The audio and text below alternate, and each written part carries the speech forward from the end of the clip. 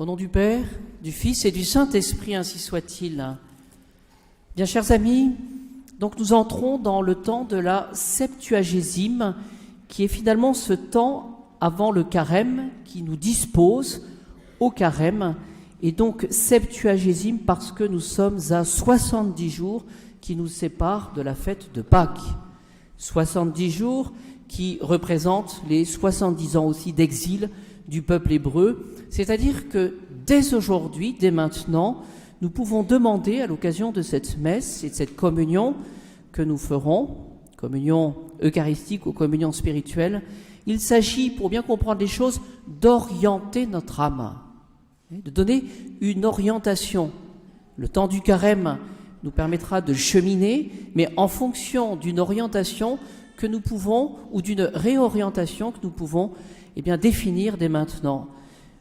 Vous savez, il y a cette disposition au niveau de l'intelligence, de savoir au niveau de la finalité ce que nous voulons, ce que nous recherchons, et donc de nous orienter au niveau de notre âme et finalement de nous préparer à ce temps de retour en grâce.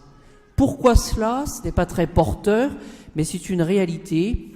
Le monde, c'est-à-dire nous, est chargé de sa misère et de son péché. Et donc, n'ayons pas peur de nous sentir concernés.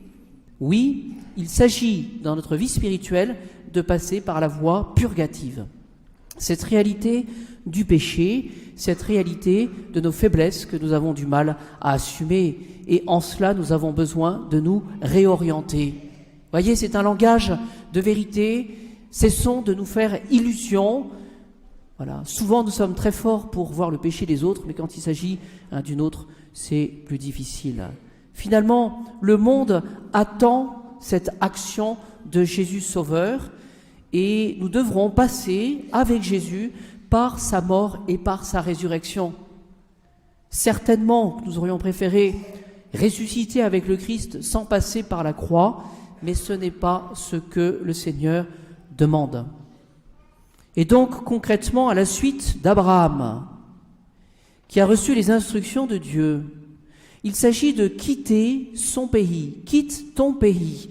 C'est-à-dire qu'il faut nous donner à Dieu et il faut donc passer par un véritable acte de foi. Et donc, il s'agit, dans ce sens, de quitter notre pays, c'est-à-dire finalement de quitter d'une certaine manière le monde et le péché où nous nous sommes installés. Pour dire les choses autrement, ce que le Seigneur nous demande, c'est de commencer à réfléchir à cette remise en cause, cette conversion qui nous est demandée et que peut-être nous remettons à chaque fois à l'année suivante. Voilà.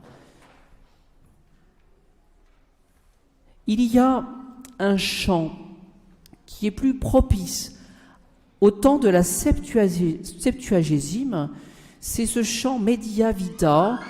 Nous l'avons dans nos livrets bleus. Je vous invite à le redécouvrir. Il s'agit, pourquoi je vous en parle? Parce qu'il s'agit de notre patrimoine religieux. Il y a un chant pour le temps de l'Avent, il y a des chants, des motets pour le temps de Noël, mais il y a le chant Media Vita pour le temps de la Septuagésime et qui est chanté dans l'Église depuis le Xe siècle. Media Vita in morte sumus. Et la traduction est la suivante: en pleine vie, nous sommes pourtant dans la mort. En pleine vie, nous sommes pourtant dans la mort. C'est-à-dire que finalement, le Seigneur nous demande de regarder la mort comme une naissance.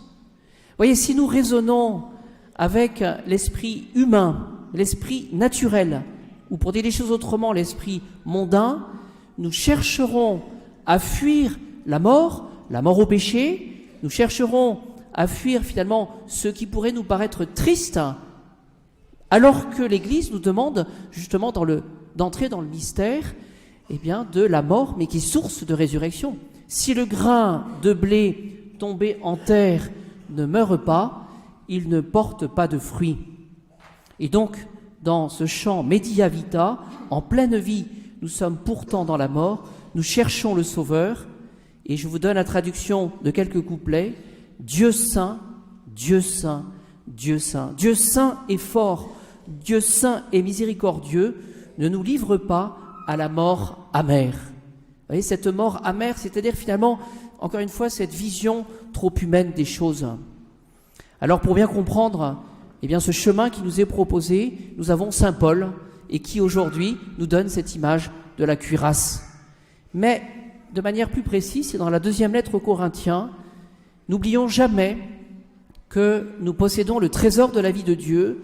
Nous avons ce trésor, nous dit saint Paul, mais dans des vases d'argile. C'est-à-dire que finalement Dieu a choisi de manifester sa force dans la faiblesse humaine. Et voyez-vous, lorsque nous évoquons le péché, lorsque nous évoquons la mort, lorsque nous évoquons finalement tout ce qui nous touche et qui paraît peut-être un peu austère, c'est précisément parce que nous connaîtrons la mort ou la faiblesse que nous serons forts et forts de la puissance du Christ. Deuxième remarque, pour mieux comprendre les choses, je vais faire de la publicité. Vous savez, c'est une petite page publicitaire que je fais. C'est que je vous invite à relire. Nous avons eu ce passage du frère Robert de l'abbaye du Barou qui a écrit cet ouvrage sur la vie spirituelle, sur le combat spirituel plus particulièrement, maître spirituel, à la suite de Bernanos, aux éditions Sainte-Madeleine.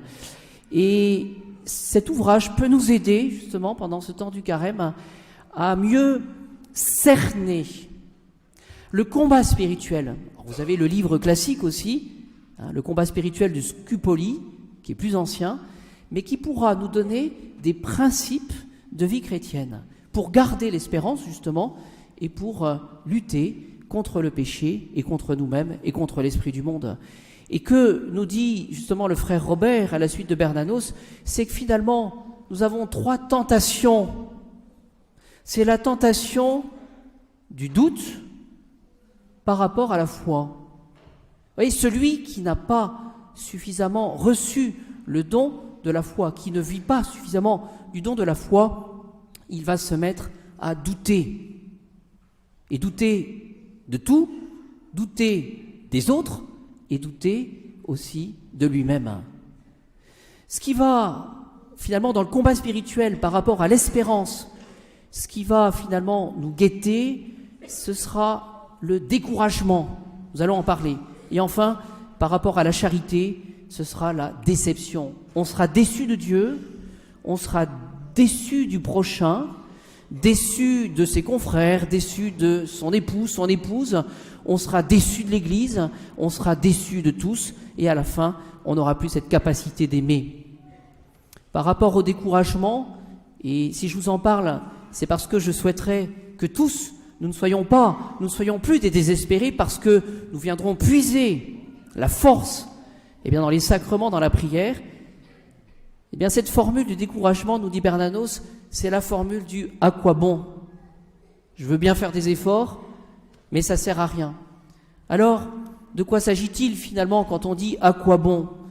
Il s'agit, dit Bernanos, du problème des rêves engloutis. Je voulais une église puissante, je voulais une France rayonnante, je voudrais des paroisses dynamiques.